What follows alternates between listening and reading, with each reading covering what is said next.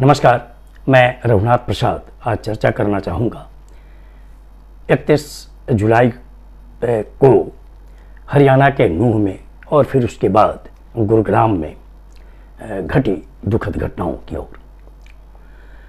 अब तो हरियाणा सरकार ने एक जांच समिति बैठा दी है। जांच के बाद ही पूरी स्थिति स्पष्ट होगी कि आखिर कौन से कारण थे जिसके कारण इतनी बड़ी घटना घट गई, जिसमें सैकड़ों गाड़ियाँ जली हैं जो टीवी वगैरह पर हम लोग देख रहे थे। इसमें प्रशासन की बहुत सी गाड़ियाँ हैं और इसके साथ ही 6 व्यक्तियों की मृत्यु हुई है, जिसमें 2 होमगार्ड के जवान हैं, पुलिस के भी जवान हैं और गुरुग्राम के एक मस्जिद के इमाम भी हैं।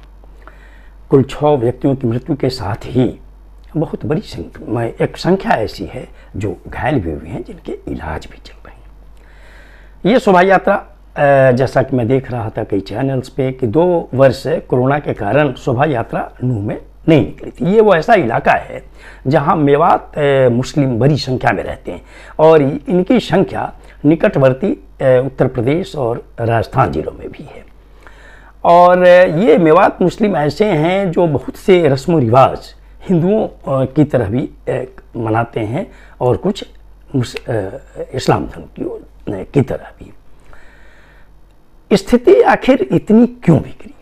जब 31 जुलाई को शोभा यात्रा निकल रही थी तो निश्चित तौर पर कमेटी ने सूचना दी होगी प्रशासन को, लेकिन उसमें भीड़ का आकलन, जैसा कि मैं माननीय उप मुख्यमंत्री श्री दुष्यंत चौटाला जी का एक स्टेटमेंट सुन रहा था एक चैनल पे, कि उन्होंने कहा कि भीड़ की सही संख्या नहीं बतलाई गई थी प्रशासन को। इसके अतिरिक्त जो भी बातें हों, लेकिन जो बातें मैं देख रहा हूँ सोशल मीडिया पर, या उसमें एक नाम बड़ी तेजी से आ रहा है मोनू मनेसर का, और दूसरा नाम एक माननीय विधायक श्री खान का आ रहा है। तो मैं इसमें नहीं जानना चाहता कि वास्तविक क्या स्थिति है, लेकिन मोनू मनेसर का नाम बहुत चर्चित है 3-4 वर्षों से।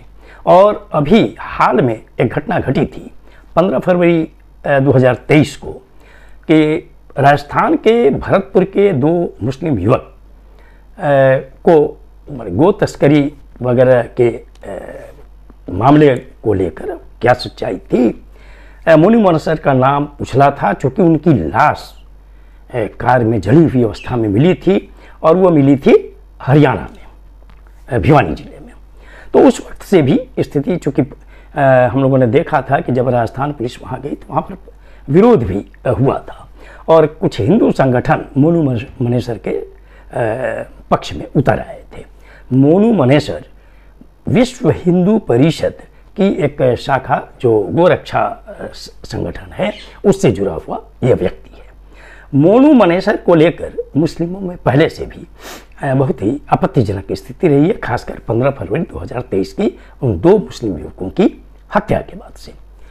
तो 31 जुलाई को जो नूंह में शोभा यात्रा निकलने वाली थी, उसमें ऐसी बात थी कि मोनू मनेसर यदि उसमें भाग लेते हैं तो स्थिति तनावपूर्ण हो सकती है।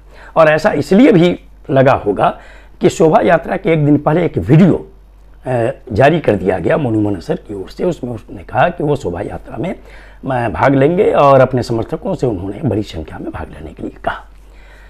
मैं समझता हूँ कि इस वीडियो ने इसमें एक रोल अदा किया है।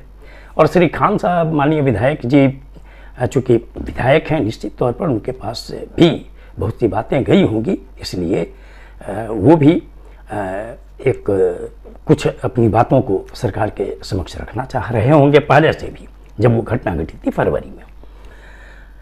तो शायद अगर मोनू मनेसर वाला इशू नहीं होता तो जैसा वहाँ का इतिहास है, मुझे लगता है कि इस शोभा यात्रा में कोई घटना नहीं घटती। जिस तरह की ये हो सकता है कि अफवाहों के कारण हुआ हो या कौन कौन तत्व इसके पीछे हैं। अब तो ये हरियाणा सरकार ने जो जांच कमेटी बैठाई है उसको एकदम पूरे तौर पर निष्पक्ष भाव से इसकी जांच करनी चाहिए। चूँकि इसकी आग गुरुग्राम आई है, जो सुनने में बहुत अजीब लगता है। गुरुग्राम इस अपने देश का बहुत ही महत्वपूर्ण शहर है, उसमें हजारों कंपनियों के हेडक्वार्टर्स हैं, पूरे देश के युवा वहाँ पर काम करते हैं विभिन्न कंपनियों में, बड़े बड़े बिजनेस हैं, बड़े बड़े मॉल हैं, वो कहिए कि आर्थिक दृष्टिकोण से देश के लिए बहुत ही महत्वपूर्ण जगह है।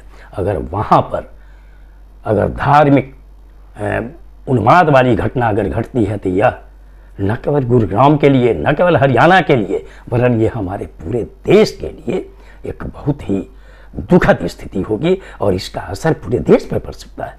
इसलिए अब ये वक्त आ गया है कि भारत सरकार को भी और सभी राज्य सरकारों को भी, और मैं तो अपील करूंगा सभी राजनीतिक दलों से, कि वोट की राजनीति में से धार्मिक जो विभाजन की बातें आ रही हैं, इसको जितनी जल्दी हो सके ये खत्म किया जाए।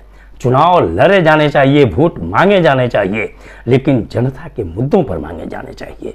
धार्मिक भेदभाव से कुछ नहीं होगा। भारत की धरती समभाव की धरती रही, सर्वधर्म सम्मेलन की धरती रही है। यहाँ हिंदू, मुस्लिम, सिख, ईसाई, बौद्ध, जैन, पारसी भाई भाई की तरह रहते आए हैं।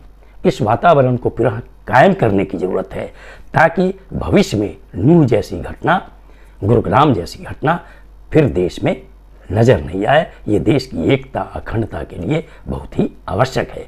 पुनः अनुरोध करता हूँ हरियाणा सरकार से कि इस मामले की निष्पक्ष जांच जल्द से जल्द कराई जाए और जो भी दोषी हों उन दोषियों के विरुद्ध कठिन कानूनी कार्रवाई की जाए। ये वीडियो आपको अच्छा लगा हो तो निश्चित तौर पर लाइक करें, शेयर करें। अब तक मेरे चैनल को आपने सब्सक्राइब नहीं किया तो सब्सक्राइब करें, बेल आइकन को टच करें ताकि मेरे हर आने वाले वीडियो का नोटिफिकेशन आपको तुरंत मिल जाए। आप सभी लोगों के लिए शुभकामनाएं। धन्यवाद। जय